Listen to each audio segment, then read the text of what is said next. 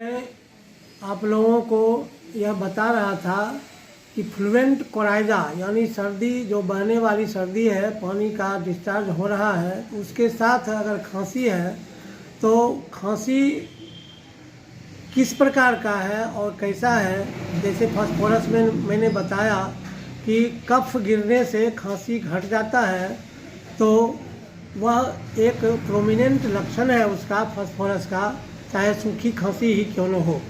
सूखी खांसी में कलेजा में दर्द करने लगता है। खांसी करने पर खास करके बाएं साइड के चेस्ट में पेन होता है और वह दाबने से अच्छा लगता है। तो दाबने से अच्छा लगने में ब्रायोनिया और फास्फोरस दवा है जो दाबना अच्छा लगने वाले सिम्टम में उपयोगी है। तो फास्फोरस में यह है कि खांसने के बाद अगर कफ निकलता है तो वह कुछ आराम फील करता है, थोड़ी देर तक खांसी नहीं होती है। तो हम फास्फोरस देंगे तो अवश्य हम लाभ में रहेंगे और खांसी घटने लगेगी और कफ भी निकलने लगेगा। और ब्रायनिया में भी कलेजा में दर्द होने लगता है, उसका राइट साइड में होता है, दबाने से घटता है और खांसी मूवमेंट से बढ़ता है। ये सब ब्रायनिया का लक्षण है। तो मैं जो बता रहा था कि और खांसी करने में कौन कौन सी दवा है, जैसे यूफ्रेसिया है जिसमें खांसी है, यूफ्रेसिया है, एस्क्विला में खांसी करते करते इतनी खांसी होती है कि खांसी करते करते पेशाब हो जाता है। तो उस अवस्था में वह एस्क्विला दवा बहुत ही उपयोगी है।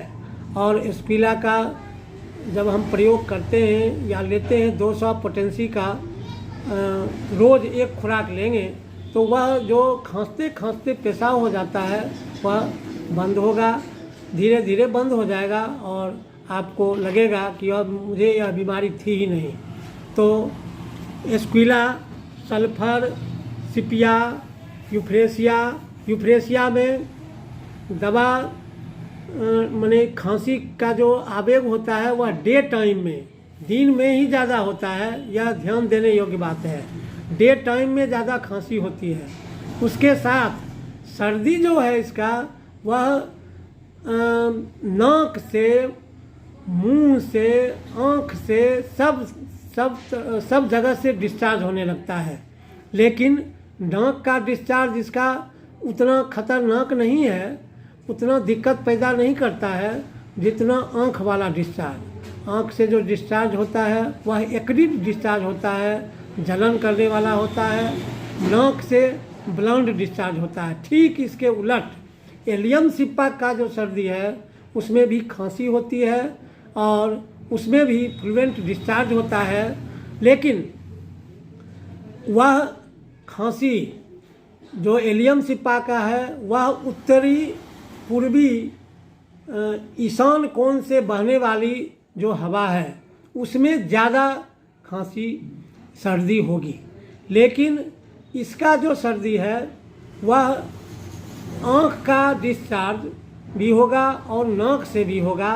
लेकिन नाक का डिस्चार्ज एक्रिड डिस्चार्ज, नाक में जलन पैदा करने वाला डिस्चार्ज होगा और वह लगता है कि नाक लाल हो गया है, तो उस अवस्था में वह बहुत उपयोगी है। जबकि आँख का डिस्चार्ज ठीक यूफ्रेसिया के उलट, आँख का डिस्चार्ज इसका ब्लंट होता है, यानी कुछ नहीं बिगाड़ने वाला, वैसा जिससे कुछ बिगड़ेगा नहीं।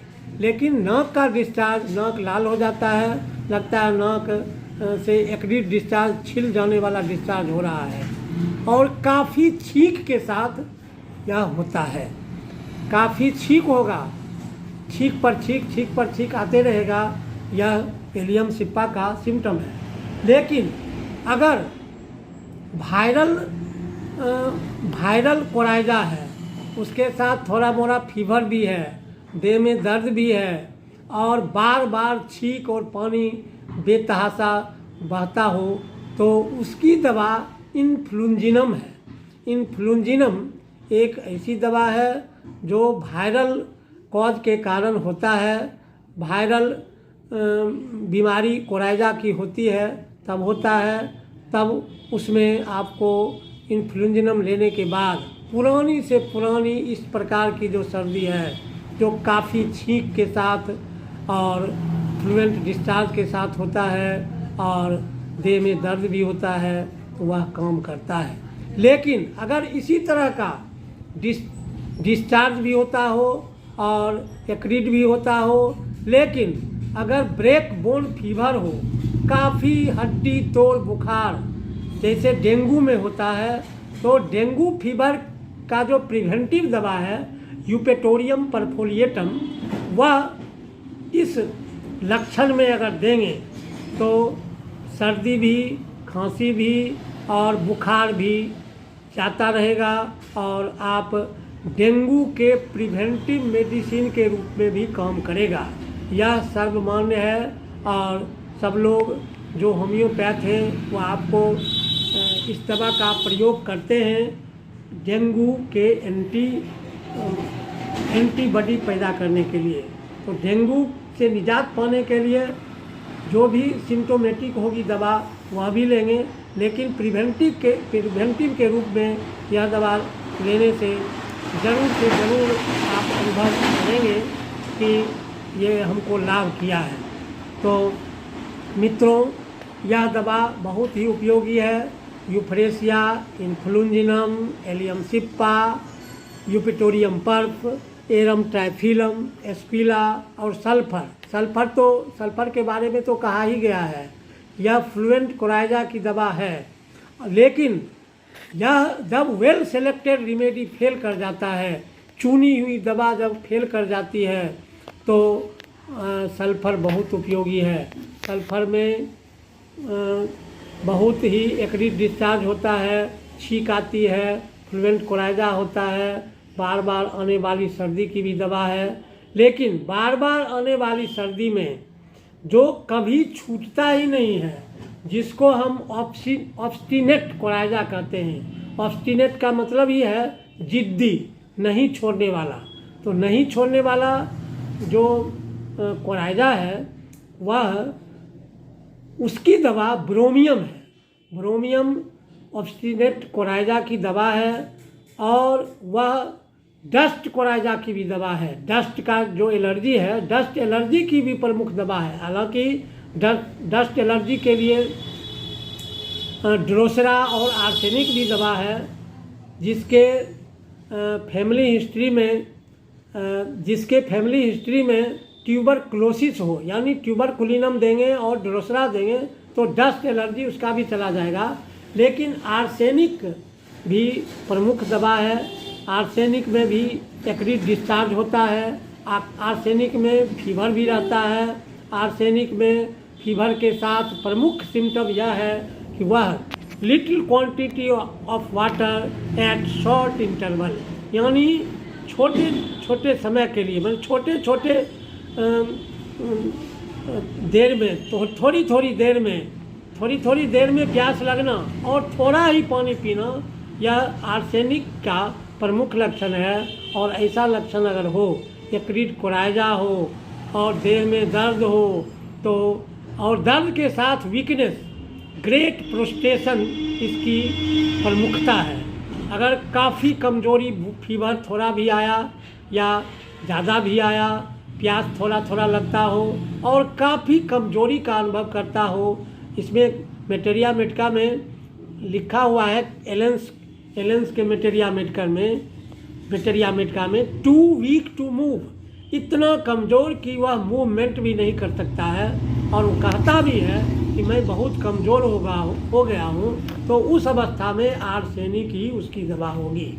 इसलिए आर्सेनिक एल्बम यह फ्लुएंट कोराइजा के लिए, खांसी होने के साथ होने के लिए, एक्रीड कोराइजा के लिए यह प्रमुख दवा है। फीवर अगर हो, उसमें थोड़ा थोड़ा प्यास लगे, थोड़ा थोड़ा पानी पीता हो, थोड़ी देर पर पीता हो, वह उसकी प्रमुख दवा है। तो मित्रों, मैंने आपको यह बताया कि सर्दी के समय खांसी में कौन कौन सी दवा होगी, और खांसी करते करते पेशाब हो जाना, उसमें कॉस्टिकम भी है और ये एस्क्विला भी है। एस्क्विला प्रमुख दवा है। तो मैं आप लोगों को यह बताना चाहता हूँ कि इसके अलावे भी कुछ दवाएं हैं, जैसे रस्टक्स भी कोल्ड सीजन के लिए, कोल्ड में होने वाली सर्दी के लिए, जिसमें देह में दर्द हो, सारे हाथ पैरों में दर्द हो, बिछावन पर सोने में वह स्थिर नहीं रह सकता हो, उलट पुलट करता हो, कमर में दर्द हो, पाँव में दर्द हो, हाथ में दर्द हो, परेशानी का अनुभव हो रहा हो दर्द के कारण, और सर्दी हो, फ्लुएंट कोराइजा हो और खांसी हो।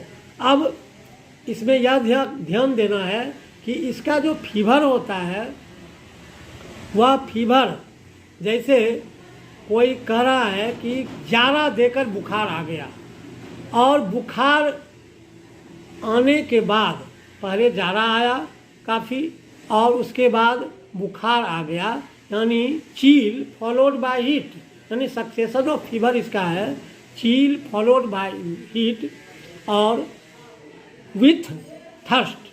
तो उसमें इस दवा के प्रयोग से काफ़ी लाभ होगा।